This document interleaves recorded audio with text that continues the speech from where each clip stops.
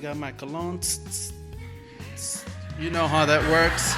Just, I'm feeling good that night. I spoon between these two Australian men who know each other. She took it, and she looked at me, and she went in to give me a kiss, and I fucking bolted.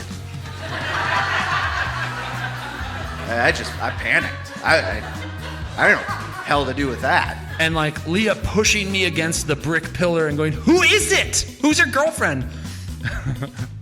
And I was like, "It's you, okay?" Imagine if Scarface wasn't about a drug dealer, but it was about a surgeon. That was my dad, right? He'd be like, "Say hello to my little friend." Scalpel. Night gowns. What do you call those? Whatever they are.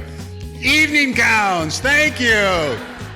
And they are gorgeous. And I am a super friendly guy. And like, I barely like my tongue in my own mouth. Why do I want to put it in somebody else's mouth? Sometimes they have a partner and the partner comes in and chops their head off. And that's what this breakup was like.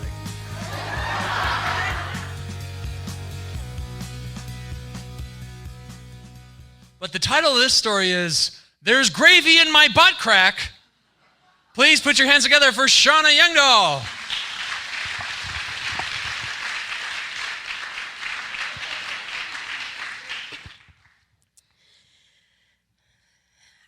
I remember screaming and being held upside down by a strange man that I did not know. In the distance, not too far away, I remember seeing my ex-girlfriend being restrained by another man that neither of us knew, and she screaming at the same time. Surrounding us were hordes of people that both of us so did not know. And this was a situation very unfamiliar to the both of us. While fighting with each other was very familiar to us at the time, we were in a situation, in a place that we did not know, surrounded by people we have never met before, in a place we've never been, in an area we don't know. Out of the corner of my eye, I saw this horde of people just slowly start to rise, putting their fists to the air, and then start to chant. Jerry, Jerry, Jerry, Jerry, Jerry, Jerry, Jerry, Jerry, Jerry, Jerry, yeah, right. The security guard turned me upright, slowly set me down, whispered in my ear, "Go get her." And then I attacked my ex-girlfriend with everything that I had.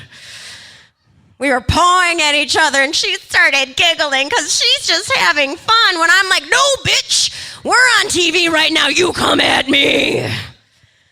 We were on Terri Spraungerl, baby, and this was live action. Growing up, I was exposed to some more radical entertainment, I guess to say. My parents were divorced, and living with my mom meant that she would be exposing to my brother and I more rated R entertainment. We grew up listening to a radio station that would regularly feature raunchy guest stars and hosts that would go into the more rated R and X-rated newscastings and entertainment schedules. So when I was just a little girl, I would want to be interested in talking about things such as, "Oh, what's Pamela Anderson up to lately?" instead of, "What's your favorite Lego?" So when I was exposed to something like Terri Spraungerl on the television, this was something like exposing me to heaven in a little box. You see, when I first saw Terri Spraungerl on the television, this to me was my life goal. Seeing this on the television when I was younger was saying to me, like, this is what my future can be. This is what I can do when I'm older, of course. And so when I was working my way through elementary, junior, and high school, all I had in my little bucket list was, of course, finish high school, graduate, probably go to college, but I really, really, really wanted to get on Jerry Springer. Now, growing up, of course, being exposed to all of this crazy shit and insanity, I also didn't turn out to be the best and most stable kind of person. And so during the time when I was planning my escapade to be on Jerry Springer, I was also not in the best place in my life as well. And now, referring back to that ex-girlfriend, her name being Jennifer, we were dating on and off for quite a few years. And we had scheduled to be on Jerry Springer together so we could have this awesome kick-ass story, which, of course, are all 100% not true at all. And so we planned to go on there, share our story, beat the living hell out of each other, and go down in history as being our town's coolest, most badass, crazy chicks. Now, this was when I was 18 years old, out of my mind. Growing up, living on my own, going to college, getting more mature, things started to change. Feelings about things that I once had definitely evaporated.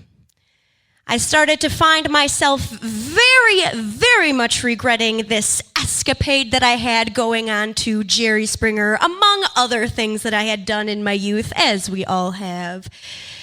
And what once became one of my most favorable and highlights of my life now became the biggest regret I'd ever done, the most shameworthy thing that I could ever note myself of having done, and probably my most regrettable thing in my existence. And everyone in my life knows I had done this.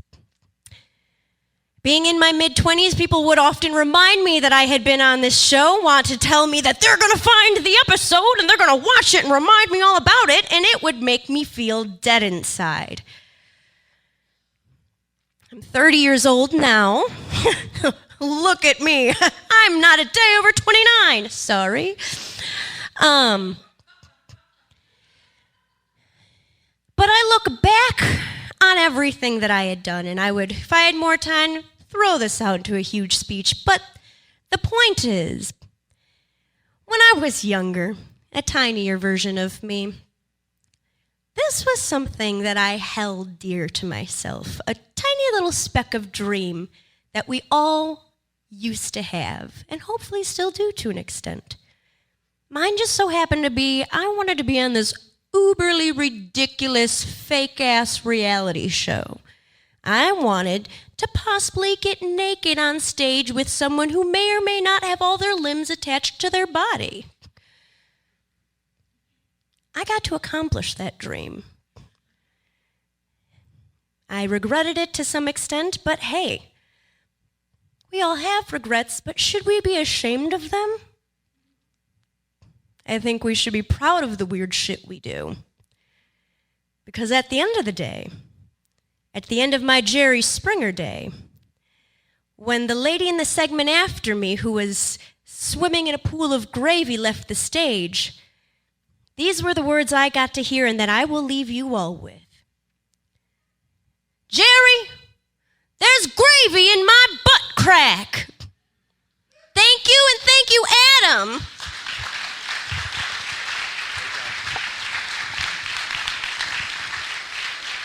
Thank you, Shauna. I think we've all been there. We've all had gravy in our butt cracks.